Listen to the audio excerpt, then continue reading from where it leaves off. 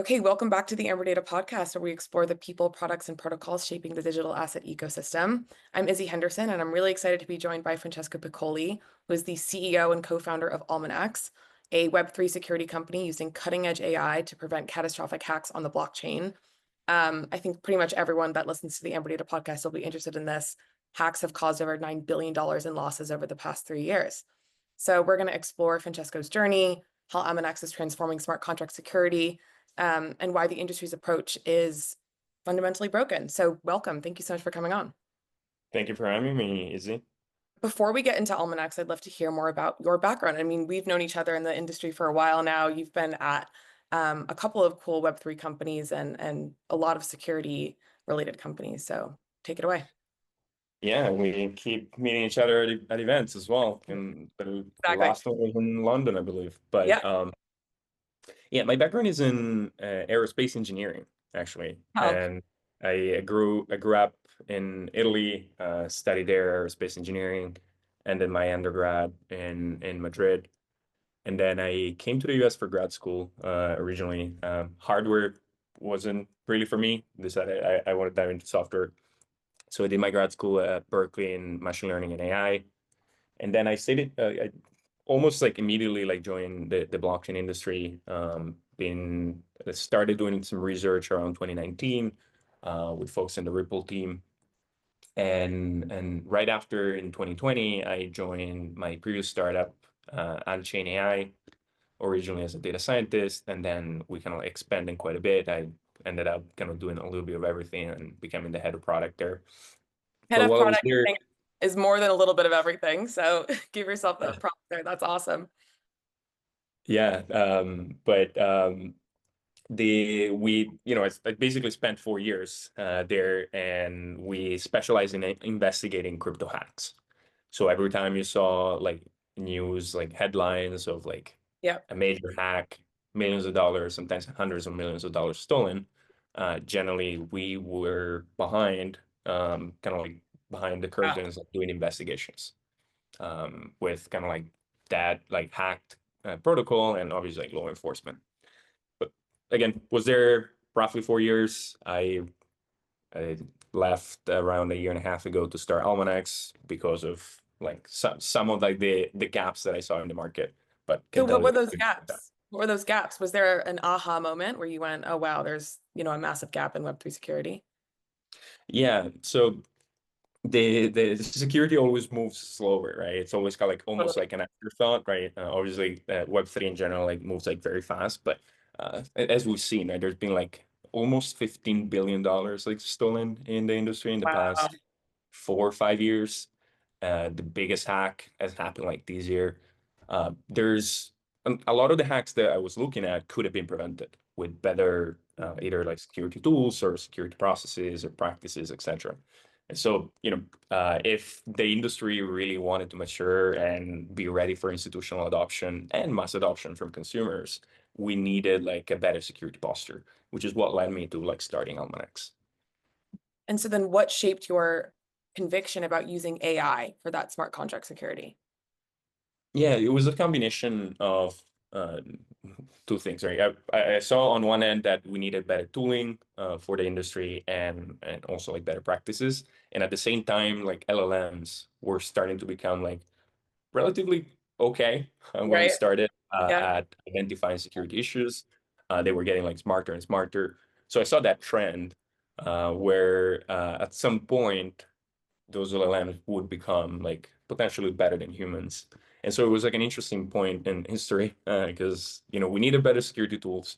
There was like this amazing new technology that was like being very promising at helping like companies with security, Totally. and that's when we started. And really, the vision from the very beginning has been about like building an AI security engineer that could really prevent these hacks from happening in the first place.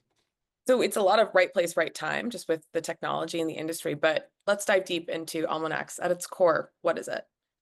I mean, you've just said Yeah. it's an AI engineer, but I want to hear more. Yeah, Almanax is building an AI security engineer, again, that can prevent software exploits from happening. And obviously that is, very broad, right? It's a kind of like a broad vision of extinguishing kind of these exploits. Uh, as a first start for us, like detection of vulnerabilities as being like the main initial priority.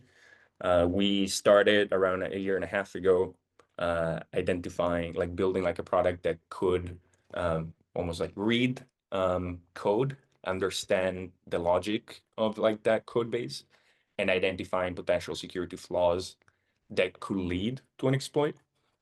We started specifically with smart contracts last year. We're already expanded beyond smart contracts. But the initial focus has been smart contract. We found security issues in like some of the smart contracts written by Vitalik, even which was great as a first validation on like the technology. And Definitely. even like one of the best engineers in the world, like can miss something Is like their human, problem. right? Yep. Right. And then as we were developing the product, obviously, we realized that the smart contracts are a very important component and a very critical component of like Web3 applications, but the attack surface is like much larger. And so as we were like expanding like the product scope, like we expanded and we started like scanning really like any type of kind of like code bases to identify vulnerabilities. And to give you like a super quick overview, behind the scenes, we use LLMs to understand how the code base works, what are potential security like attack surfaces there, what are potential vulnerabilities that could be exploited, how they could be exploited, etc. Right? So it's kind of like a tool that plugs in, and Wow. you install it on your repo and like it scans every time you push new code. I mean, it's incredible. And I think the industry has really needed something like this. I mean, as a product marketer, I use Grammarly, right? Like that catches all the little mistakes that I see.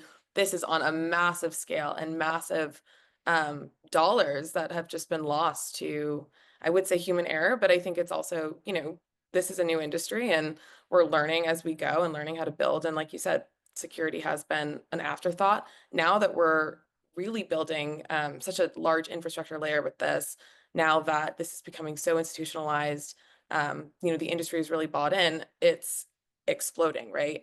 I think from my perspective, I've seen Web3 have a security problem at the smart contract layer since as long as I've been in the industry. And audits are very expensive. They take a long time. I think I've read somewhere like over 90% of hacked contracts had been audited. So, Yeah. you know, what makes that smart contract security specifically so difficult, either on the human level or even on, picking up potential vulnerabilities? Yeah, this was another one of like those aha moments that kind of Mm, like led us to like starting Almanax, right? Like so there were two ways that people were doing like security at the code level. And one was like using like traditional security tools where you have to manually write rules. You have like specific detectors that go in and check for specific things. And obviously, like you can catch like the big logic bugs. You can catch new novel kind of like attack or like potential exploits or vulnerabilities. Like it's like there's some, I was reading this paper at the time of like this security researcher. He was categorizing bugs into machine auditable and machine unauditable, saying that, and he was saying that 80% of the bugs out there in the wild are machine unauditable, meaning that you can't really catch them with traditional security tools, wow. which is why obviously a lot of companies do audits, right? Because at Hmm. that point, you can't catch much with automated tools. So you need like a human being to actually go in, dive into the code, understand how it works, and try to find things that could be exploited, which Yeah. is, what auditors do. Now, unfortunately, you can only, generally companies do audits like once every year, maybe like 6 months, right? But, if you're constantly shipping code, as companies generally are, like what happens in between There's those a audits lot there. Yeah. is kind of like a point in time, kind of like check versus like a continuous monitoring of that. Obviously, with smart contract, it's a little bit different, right? Because generally, and so to close that kind of like thought, there was like these tools that were kind of outdated, they weren't really working well, and then there was like the manual human review, very expensive, takes a lot of time.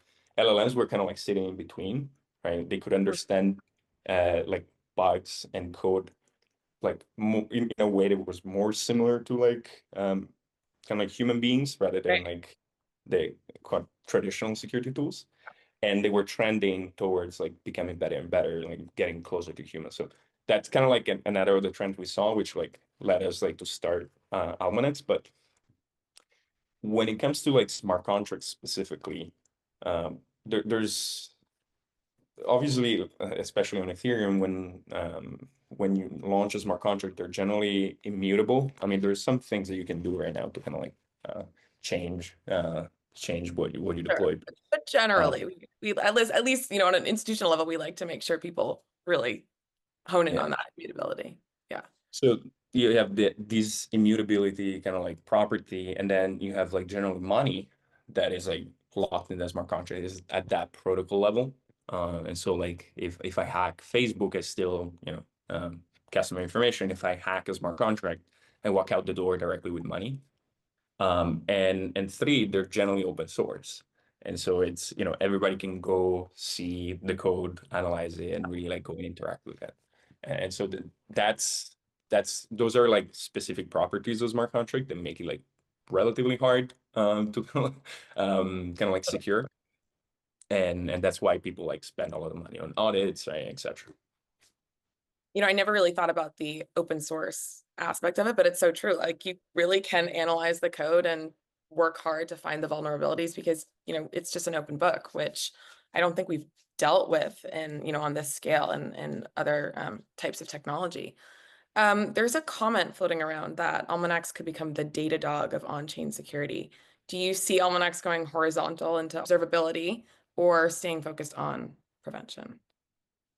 Yeah, that's a funny comment that came out of a pitch book report I that did see it, yeah. they wrote on us after we won like the startup competition of Paris Blockchain Week. I found it funny. It's not really our focus right now, right?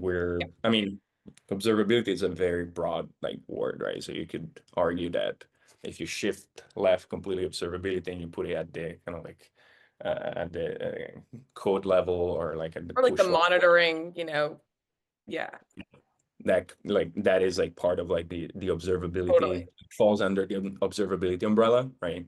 But I think like companies like Hypernative or like Exagate, Yeah, Range, which we partner with, are like more in that domain of got it. observability, right? They once you deploy a protocol, like they observe and like they monitor kind of like for specific events and potential exploits and stuff. We really sit like very much left. So at the prevention level, not at the response level. So it's the way I see ourselves is, hey, we're ideally trying to prevent a lot of like these bad stuff Yeah, from happening like down the line.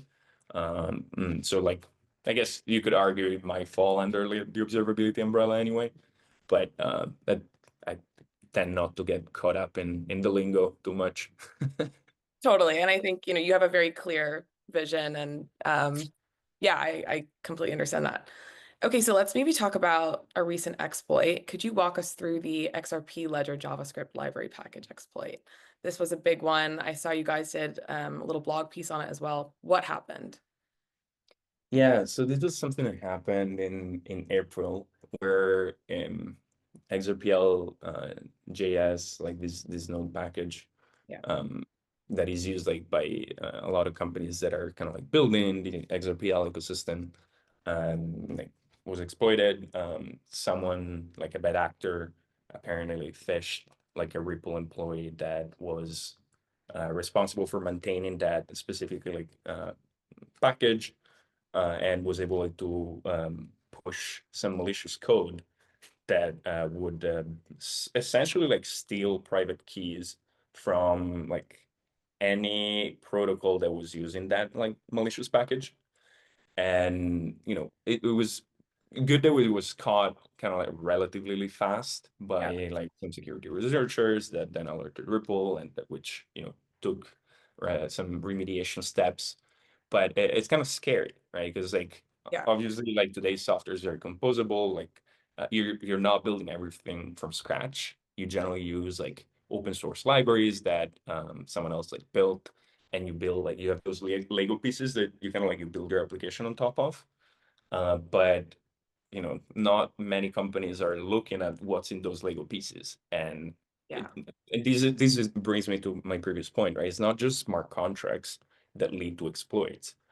You could have some malicious pieces of code in some libraries that you're using for your wallet, right? Which has Mm, nothing to do really with smart contracts, and those could still lead to exploits. And so, like, if I wear a security, the CISO at a large corporation building in Web3, probably supply chain attacks, which is what these kind of attacks are yeah. called, is what would keep me up at night. Wow. Is there another hack that stands out to you that you wish Almanax had been around for? Like, is there anything that sort of ruminates around your brain that you're going, oh man, we could have helped with that one? There's many, right, that I can tell you, but Sure. like I'll tell you about this one. I won't mention the name, but I was speaking with this investor, like this was like months ago, and one of their portfolio companies like got hacked a few years ago because of like a bug in one of their smart contracts. In this case, I think it was in the smart contract.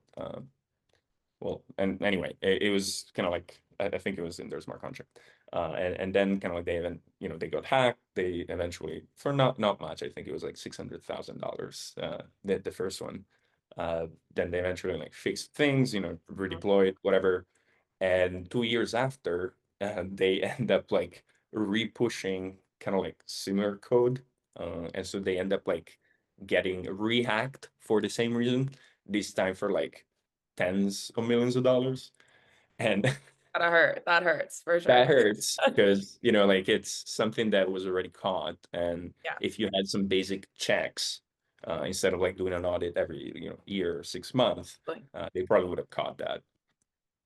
yeah, I would say so. It's like if someone hacks into your phone and you change your iPhone password, don't change it back to the same thing a few weeks later and expect to, you know, just be off scot-free.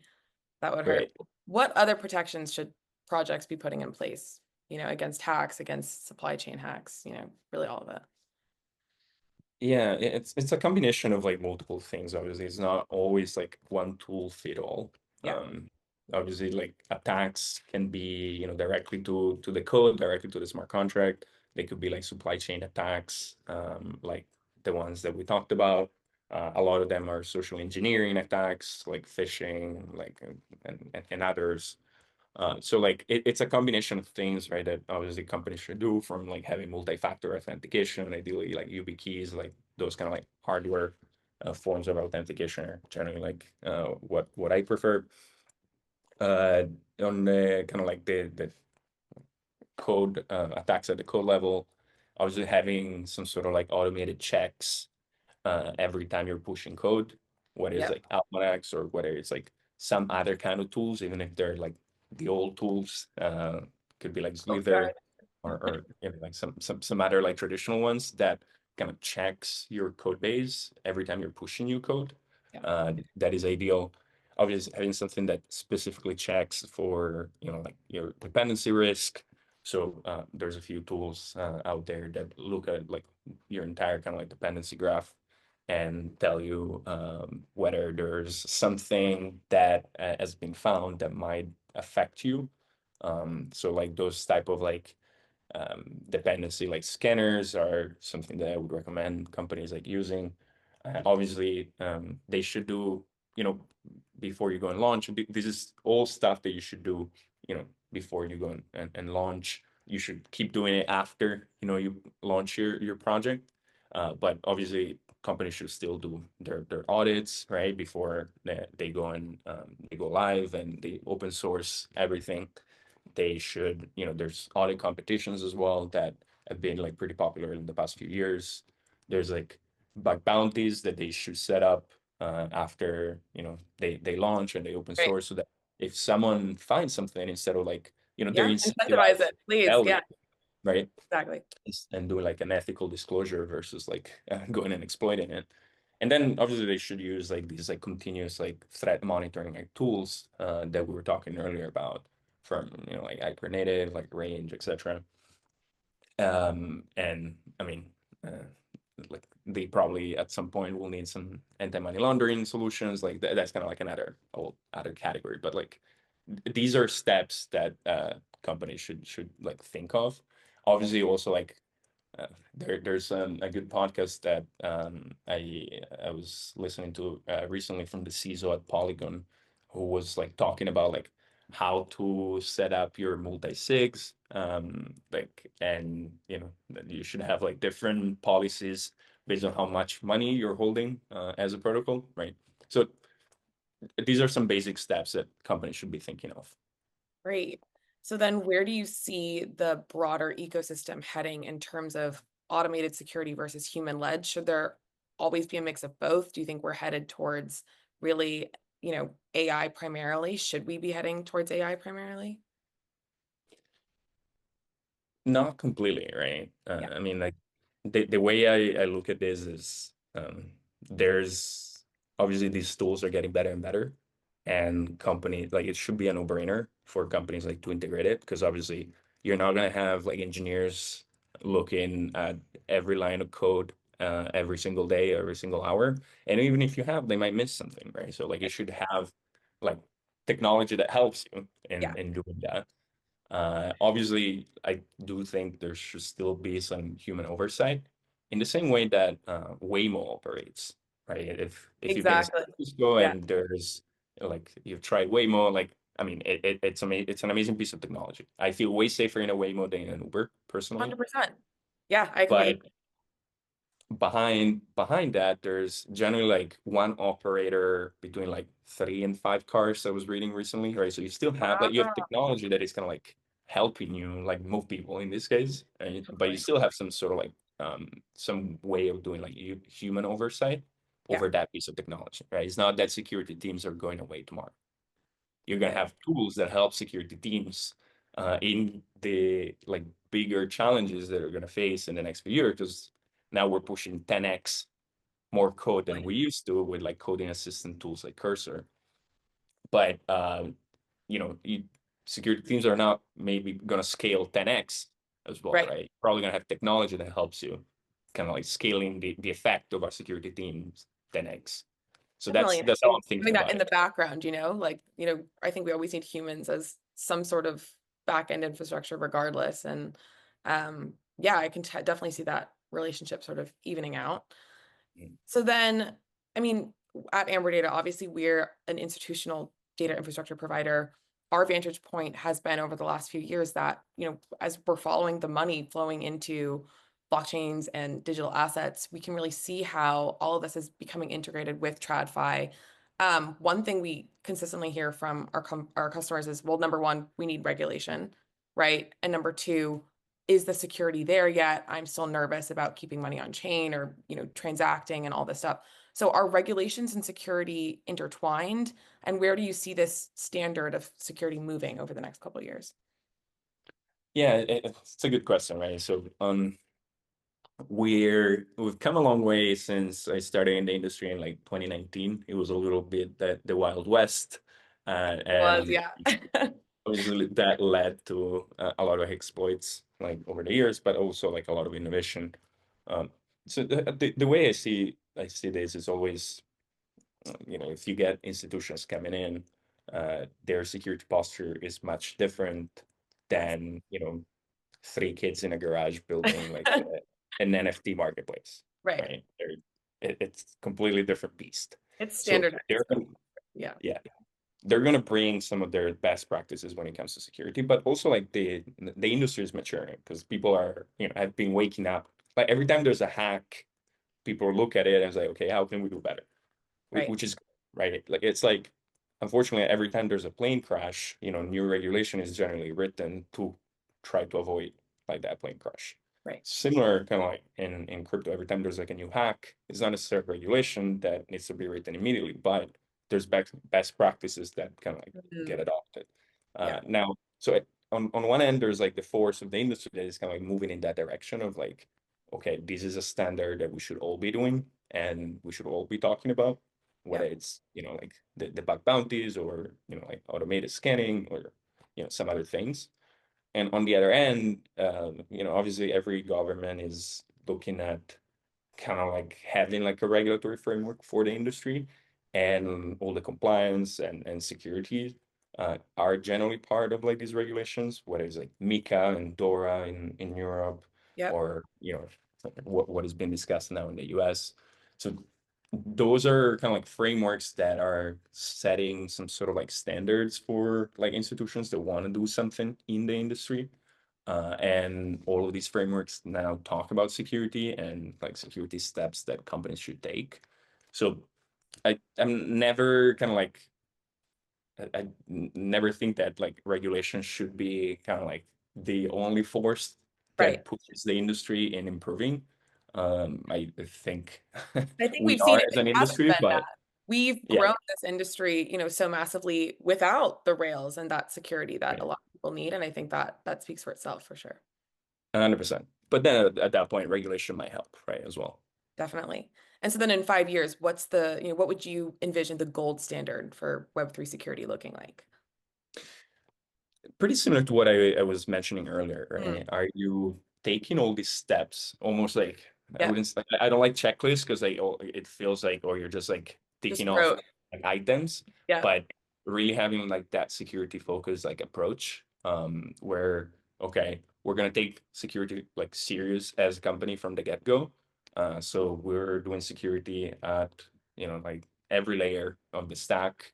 We're having all the processes in place, so we're like doing this automated scanning like we have some sort of a code scanner every time we push code. We have dependency like scanners as well. We're doing our audits. We're doing our, bug bounties competition. We have Yeah. something set up for after we launch for like the continuous monitoring of threats. So all these pieces are important. And then obviously kind of like the human in the loop is always like almost like the weak link, right? So how do you train people Mm, to that's not interesting. fall for like phishing attacks, right? So I think we're heading in that direction. Obviously, there's a lot more that can be done, but Definitely. I'm very optimistic. That's great.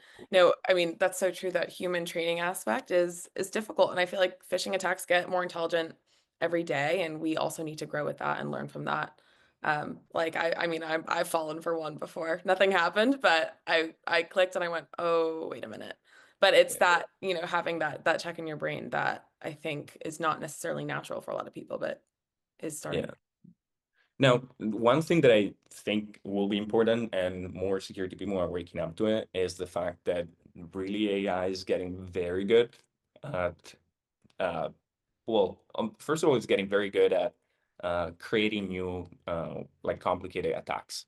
Right now, like building malware has become very cheap, and so we might one day wake up and like one attacker could like unleash like 20 kind of like 0 day type of attacks Wow. uh, that are very complicated and like we need to defend against.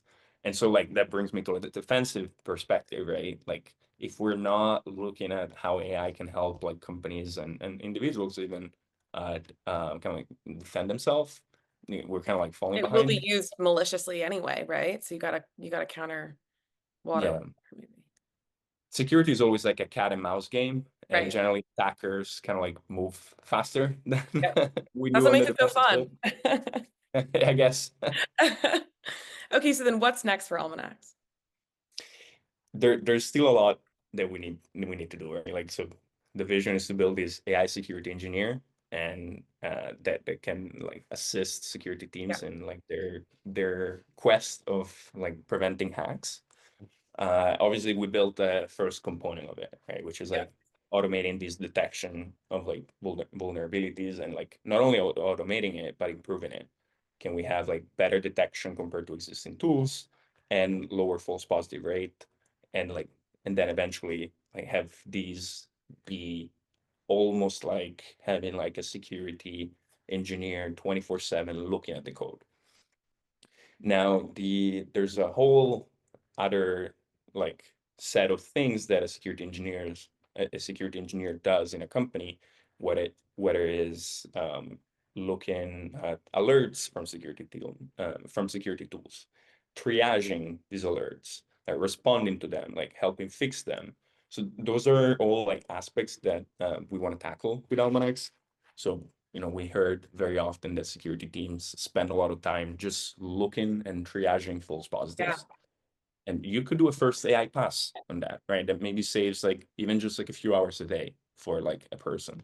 And so like we're working in that direction. And then obviously like a big component of it is like automating also like fixes. So if you find a vulnerability and then you have another AI agent that helps you like triage it, so helps you like almost respond and like confirm that that is a vulnerability.